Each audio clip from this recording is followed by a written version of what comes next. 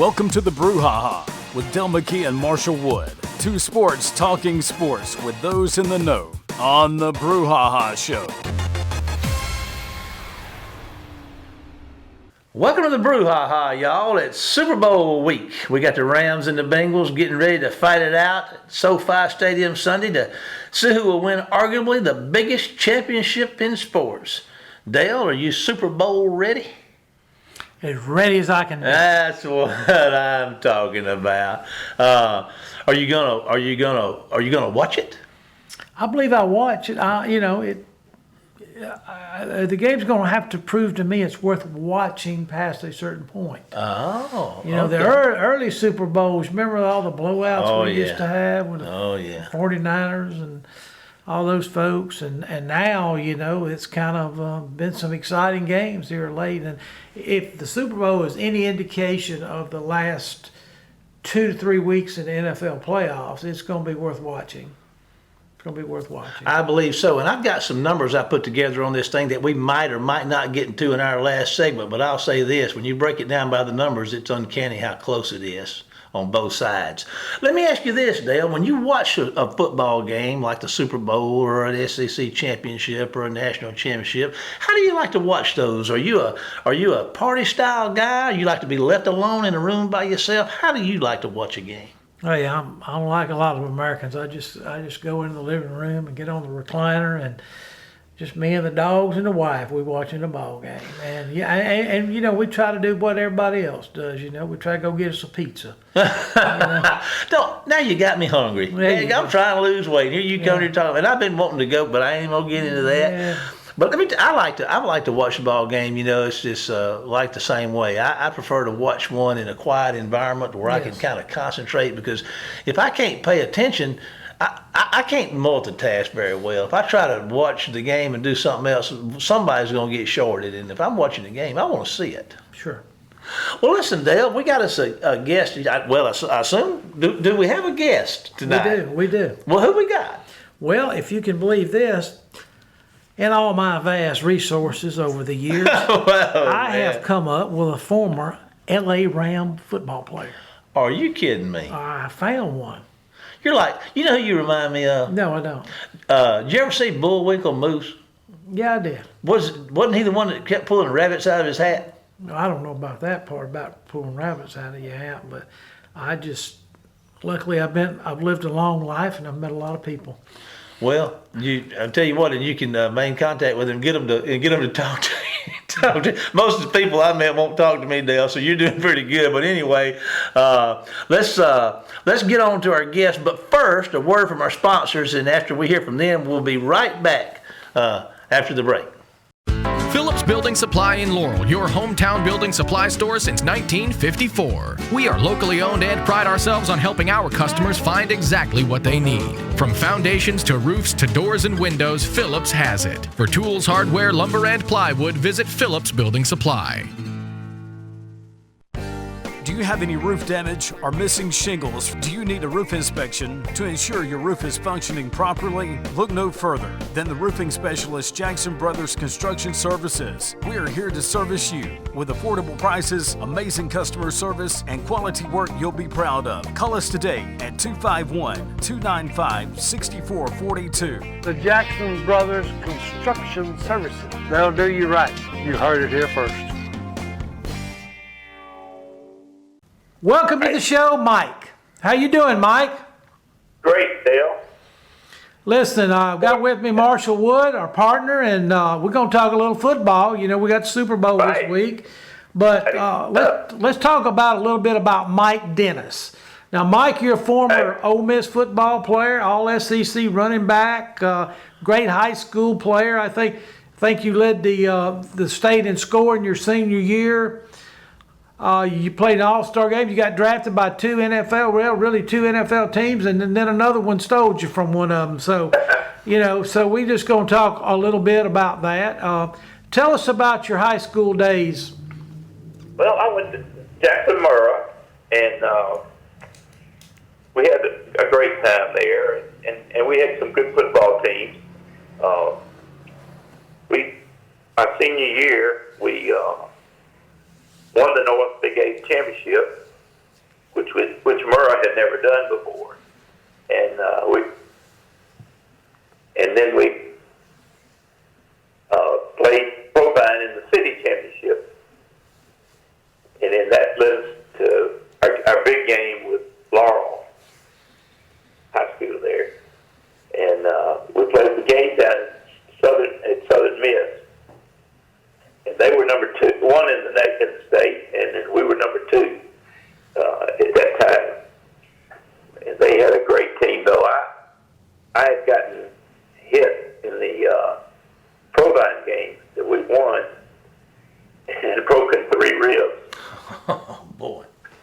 And we had to go down there and play against a team like Laurel. They had, like I said, they had some great players, and some of them, that I got to know, and that played. I was on the Ole Miss freshman team. James McCraney and Chet Berglowski were on that team with me, and we all got to be friends. And I spent some time down in Laurel, great place. And then we got Rocky Fleming and Jimmy Keys came up to Ole Miss next year and played with us. And the guy that you had mentioned earlier when we were talking, Dale, Ronnie Robinson, he came up and played a little bit for Ole Miss. Now, they were all Laurel football players. They were. And, of course, they had a great quarterback back then, a guy named Scott Cofield. Do you remember him? I didn't know him at that time, but in just reading the old articles about him, he actually, was, I guess, probably one of the better quarterbacks in the Big 8 Conference that year. But he decided that he wanted to go to college and not play football. So, that was... he wanted to be a doctor. He went to Millsap, if I remember correctly. Yeah. To school. But like I said, some of these guys, that played for Laurel that year, that was not 61 season, and I got to know them well. Still keep up with Chet and talk to Rocky and Fleming in a while, but.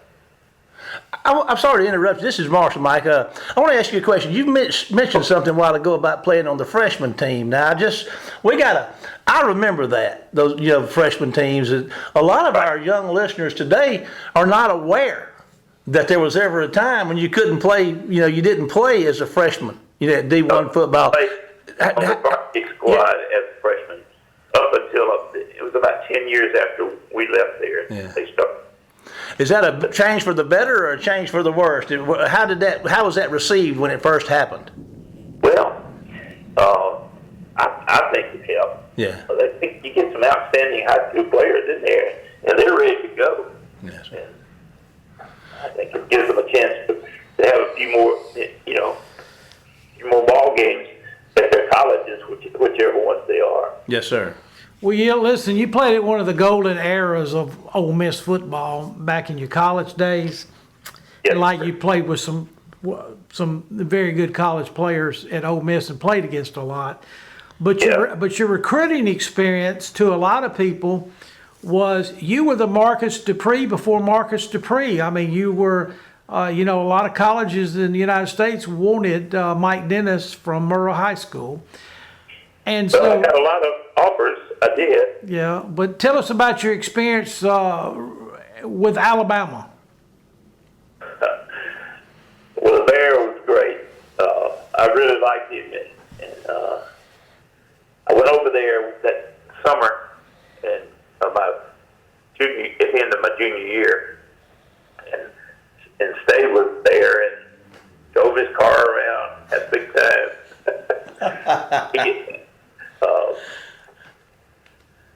He was just so nice, and to be honest, when I left there, I told him I was going to Alabama.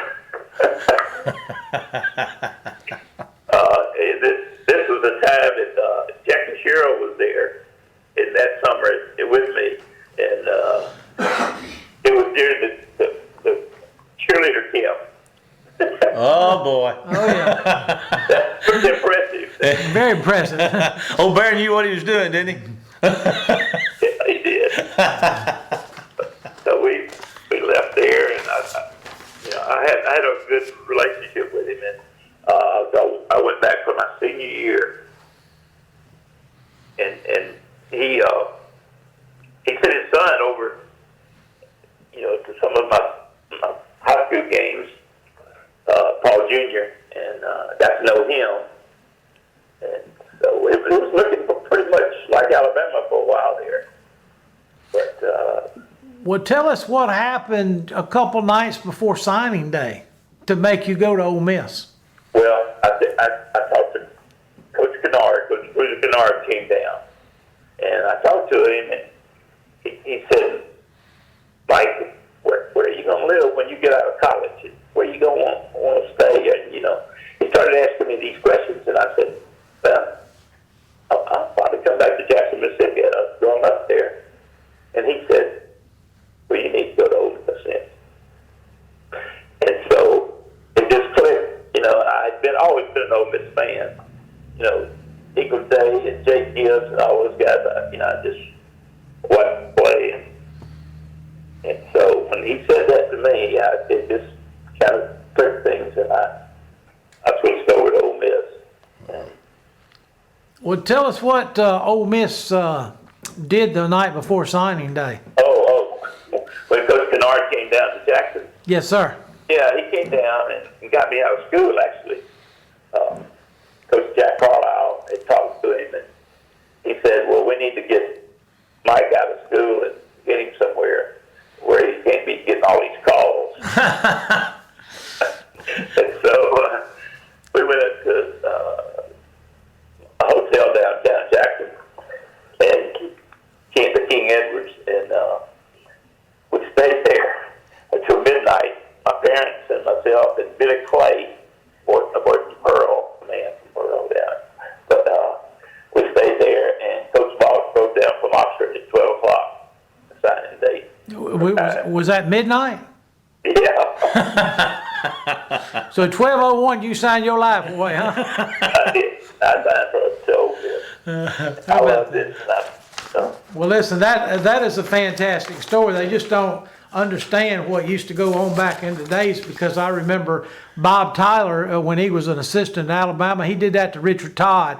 He put him up in a hotel and wouldn't let anybody get to him, and all that kind of stuff. So that's great. What tell us about a couple highlight games of your career at Ole Miss. Like, I know you played in the Sugar Bowl, but you also had a great game against Mississippi State one day.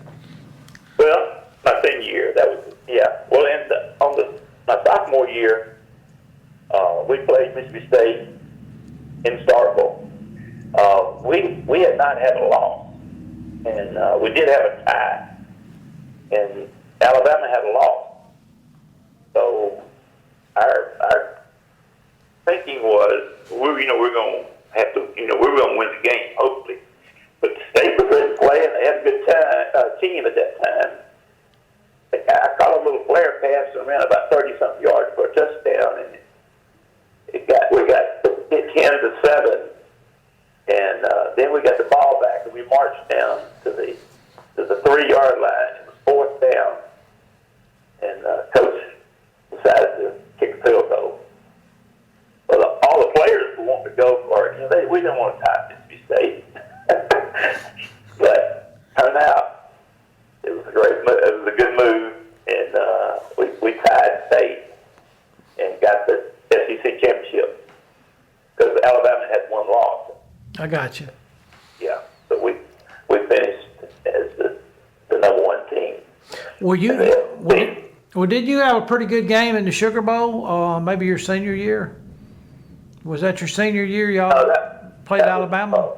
We played my senior year. We played in the Liberty Bowl. Okay. At Auburn. Okay. So it was, but I just remember you had a good Sugar Bowl one of those years. I played. We should have beaten Alabama. After that, we won the SEC. We played them in the Sugar Bowl, and it was kind of unusual. It had snowed about 2 inches, and Wow. And at that time, they didn't have the Superdome. We were outside, and but they got it cleared off good, the snow off the ground, and anyway, it was a little moist, but we got beat. I think the score was 12 to 9. I think that's it. Yeah, they made just field goals. Alabama did. Yeah, they kicked all field goals that Yeah, game. 40. I think they did. All right, now tell us, when you finish your college career, you're pretty sought out in the pros. They had the old AFL and NFL back then. They weren't combined like they are now. Right. And so you got drafted by Buffalo and you got drafted by Atlanta, if I'm not mistaken, right?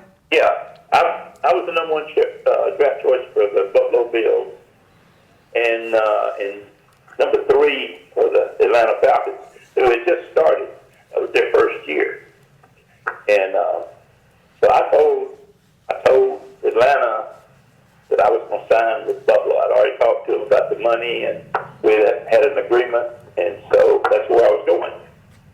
And so I hung up with the guy from Atlanta, and he was not very happy with me. And so about 24 hours later, I had a call from Los Angeles from Crazy Legs Hirsch, and he told me they had traded for my rights, and told me, I said, well, I'd already committed to Buffalo, but I had not signed anything. And he said, well, let's get to talking. And so I ended up signing with Rams. Well, now you were, and it turned out pretty good for you too. But your Buffalo had you as the first round pick, like 8th overall pick. Yeah, of course, they got the last pick back then. They only had 8 teams, but that must have been quite an honor to be their number 1 draft choice. Yeah, it was. But I really felt good about it. Except the Rams were in the NFL, and it's a lot warmer out in California. Buffalo, New York. It was. Well, listen, just drop a few names of some of your LA Ram teammates back in those days. Oh yeah, we had the fearsome foursome, Deacon Jones, Merlin Olsen, Lamar Lundy, Rosie Greer, those guys, and we had a great tight end from Mississippi in LSU, Billy Truax, and Roman Gabriel was our quarterback. Oh yeah, he was a big, tall youngster, wasn't he? Yeah, he's a great guy. Yeah. And he was one of them North Carolina State quarterbacks. If I remember. All right, so how long did you stay in the NFL playing for the Rams? Well, 5 years. 5 years. I played, my first year, I was going to be the starter for the first game. Tore my knee up in practice. The last scrimmage we were going to have before we, and I had knee surgery. And then my second year was a little unusual. I played all the exhibition games, and then the Rams did a little deal. I ended up going to Green Bay for a few months, and I don't know. I almost got to play in the Super Bowl. I traveled with the Packers in '67, was the second year, and went to every game. And they had 2 injuries to their players. Some guys that had to have surgery, so they needed running backs. I was on a 3-year contract with the Rams, and so they were trying to make a trade. Anyway, I was learning. Mark Starr would stay with me after practice. Tried to learn the plays and everything. And it got down to the end, and they were able to pick up a guy, Chuck Mercine, from the New York Giants. But he had been cut, so they got him for like $400. So $400. It's sure changed a lot since then, hasn't it? oh yeah, if they hadn't gotten him, I think the Packers might have had to go on and do it. But Coach Marty told me when I left here that we'll have you before next year, Mike. And I said, well, good, Coach. And I went on home, went to dental school, And then I got ready to go, and I went back to play for the Rams in '68. So, and Now, you were that year I got to play a lot, and I was Rookie of the Year for the Rams in '98. Yeah, I was going to say, that might be very impressive. Well, Coach Marshall's got a question for you about about your coaches. Yeah, I was sitting here thinking, you played for Vince Lombardi, right? Yes, that 1 year I was. Yeah. You played for him. That was he's legendary. And then, of course, here in the Southeast, Johnny Vaught. I mean, give us a little compare and contrast between those two guys' styles and what kind of impact they had on your life. Well, they were both very sharp. They were fair to their players. I don't know. I didn't play with any that were bad. Right. But they were. I really liked all my coaches, and George Allen was great. He worked so hard. Now, he was your Rams coach, right? L.A. Rams. Yeah, and he coached me for 4 years, and he played me every time I could. But I had, like I said, I had some surgeries, and I ended up my 5th year. Again, I was going to get the start. I started the first preseason game against the Bears, and tore my knee up again. Wow. So I had been going to dental school in between seasons. It was a great deal of it. The University of Tennessee Medical School. They were on the quarter system, so I could go for 2 quarters to school and then go play ball, and then come back and take over, start where I left off. Well, now, they didn't have as many players in the NFL as they do now as far as on the teams. Wasn't the rosters limited to about like 33 or something like that back then? I don't know, they're up to 50 now, I think. Yeah, it's 50 now, but back in those days. We had to do special teams. It was a little more, involving. But I was going to tell you about, I went to dental school, like I said. We had 8 NFL players at University of Tennessee dental school. How about that? So that's where you went to dental school, was University of Tennessee? And Billy Cannon was one of them. Billy Cannon. How about that? Lewis Guy. Okay, I remember Lewis Guy. Ole Miss, and White Graves from LSU. How about that? So did Gary Quazzo. Yeah. Who was the Colts quarterback. Yeah. He was in dental school with us. Yeah. So we had a good deal, and then I lasted a year and a half when I retired from the NFL, and I went down, started practicing in Jackson, Mississippi, which I did for 44 years, and I loved it. I did. Well, tell me one thing now. Where are you? Are you retired and living in? Where? Yeah. Nine and a half years ago, I retired. How about that? From dentistry. Okay. My great patients, I had the best patients in the world. I moved up to Oxford. Oxford, heaven on earth, right? That's where I live now. Yeah. Gotcha. I had 3 kids and 8 grandkids that were living in Oxford. Hey. I'd like to ask you a question. Now, I hate to tell you this, Mike. We're getting a little short of time, but I want one of the last things I want to talk to you about is we got the Super Bowl coming up. Right. Yeah. What do you think? Who you liking? Go Rams. There you go. Go Rams. Now, hey, Brett Favre gave his opinion yesterday that he thought the Rams defense was a little bit better than the Bengals defense, especially on the front line. Is there anything that makes the difference besides your loyalty to the Rams? They are really good on defense. And when they got those Von Miller in there. Donald's pretty good, too. Chaos. Oh. I got you. Well, listen, sir, look, we can't thank you enough. It's really nice to meet you today and for you to take your time. And you're a treasured part of Mississippi and Mississippi sports history, and we're thankful for you, and we appreciate you being with us, Mike. Okay, man. Well, y'all have a good night. Yes, sir. Right, Thank you. You too. Bye-bye. Well, our time is come and gone, and again, we thank Mike for being with us. We truly appreciate him and thankful for him. And right now, we're going to hear from some of our sponsors. Then Dale and I will be back for tonight's final segment after the break.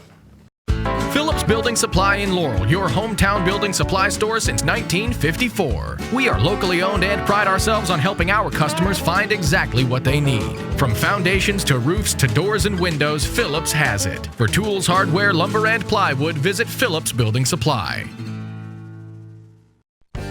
Do you have any roof damage or missing shingles? Do you need a roof inspection to ensure your roof is functioning properly? Look no further than the roofing specialist Jackson Brothers Construction Services. We are here to service you with affordable prices, amazing customer service, and quality work you'll be proud of. Call us today at 251-295-6442. The Jackson Brothers Construction Services. They'll do you right. You heard it here first.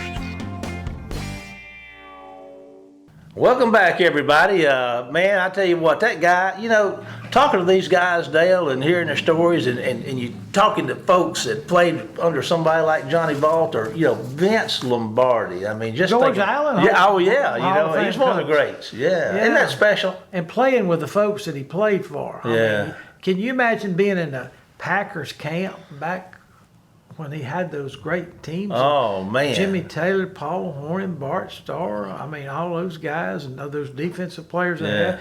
And then you listen to those Rams guys, the fearsome force. Oh, man. Yeah. And Roman Gabriel, I remember him. He was a great quarterback. I was going to ask where he was from, and you nailed it. North Carolina State. I didn't realize that. I'd forgotten that. I just remember a big old tall Roman. Number 18, I believe, is his number that he wore. Yeah, I believe so. But I remember he was very tall. I always back in those days loved Johnny Unitas. I mean, that was my man. Yeah. And I always wanted to be 6'1", 190. Guess what? Johnny Unitas was 6'1", 190. 6'1", 190. I could get to the 190. I couldn't ever get to 6'1". Yeah. Yeah, I'd like to get to the 190 from the wrong direction. Well, let's talk a little bit about there's so many things we can talk about. But let's continue about the Super Bowl. You asked Mike who he's talking about Rams, and you said something about what Brett Favre said. But I looked at some numbers on these things. The game, I think it's a 4.5 point spread. I think that's the case. And I looked at some of the season stats, and listen to this. The average score per game for the Rams is 27.06. So guess what the Bengals average per game? 27.06. Oh, really? Yes, sir. Now, we come down here to 31.27. My bad. Okay. The offensive yards per game, the Rams get 372.06. The Bengals get 361.47. Offensive yards per play, the Rams get 6. The Bengals get 5.9. Rushing yards per game, the Rams rush for 99 a game, the Bengals for 102 a game. Rushing yards per attempt, both teams hit 4 yards. Completion percentage passing, the Rams 66.9. Joe Burrows and his Bengals 69.2. We can look at the same thing on both sides of the ball, but the only difference I can see is that the Rams are +2 in the takeaway deal, and the Bengals are at 0. They give it away as much as they get it. So, when you look at this thing on paper, man, that's about as close as you can get, Dale. About as close as you can get. Yeah. Well, let me ask you about the point spread, because you're probably more familiar with this, but tell me about the point spread. If you're only a 4.5 point favorite at your home place, is that good or bad? I mean, shouldn't you be about a touchdown favorite? I'm just asking. Dale, I'm not that smart. I don't know. It amazes me at how they set these lines, and I'm sure home field advantage probably does come into play, but I don't know what kind of value they put on that. I think it's, you talk about winning championships, people say run the ball and play defense. And, neither one of these teams runs the ball for over 102 yards a game, and they both play pretty good defense. But if you're going to look at the defense, I'm going with that lineup that the Rams have got on the defensive side of the ball. And man, if I'm not a bettor, but if I was to bet, I think I'd take the Rams. I mean, that defense is, given the fact that neither one of them are going to run the ball extremely well. Typically, as we see. It comes down to defense, man. Those Rams are going to be hard to beat. Where you at on it? Well, I'm just like this. I just want to see a good football game. I like both quarterbacks. I think they both did an outstanding job. You know, Stafford, 13 years. He's kind of like, you know, maybe he deserves it. You know, and of course Joe Burrows is. You know, I've liked him since his LSU days. Yeah. But, you know, we've got 2 Mississippians that are running backs for the Rams. That's right. We got Cam Akers. Yes. And who's the other one? Daryl Henderson. Oh, from South Panola. Yeah. Yeah. He played at Memphis. Yes, sir. Can fly. And was his senior year at Memphis, he was in the top 10 in Heisman voting. Yeah. So he's one. And on the Bengals, we have a couple guys. We got an Ole Miss guy named Michael Hilton, a cornerback, that played at Ole Miss. He went undrafted in 16, but was picked up by Pittsburgh, stayed there about 2 or 3 years, and then he signed with the Bengals here this year. And then we got a wide receiver from Southern Miss, Michael Thomas, who is from all places, guess where? The Windy City. But he went to Dodge City Community College in Kansas, and then Southern Miss signed him. So I remember him. So he went from the Windy City to the Hurricane State. So anyway, so we got a little representation out there, you know. Well, it's going to be a lot of fun, Dale, and I'm looking forward to it. But I hate to tell you that we're about out of time. Oh, come on, give us 5 more. I minutes, can't Jamie. do it. Give I five can't. more, Jamie. Sell another ad, Jamie. Sell another ad for us. Give us 5 more minutes. Listen, be sure to follow us on Facebook at the Brouhaha, on YouTube at the Brouhaha, and of course on WABO 105.5. Dale and I want to thank you for being with us tonight, and we want to ask you to join us again next week for more of the Brouhaha. But for now, it's time to say goodbye, Dale. Goodbye, Dale. And goodbye, one and all. Take us out of here, Jamie. You've been listening to the Brouhaha with Dale McKee and Marshall Wood. Heard Tuesday evening, 6 p.m. on WABO. For more of the Brouhaha, follow us during the week on Facebook and WABO.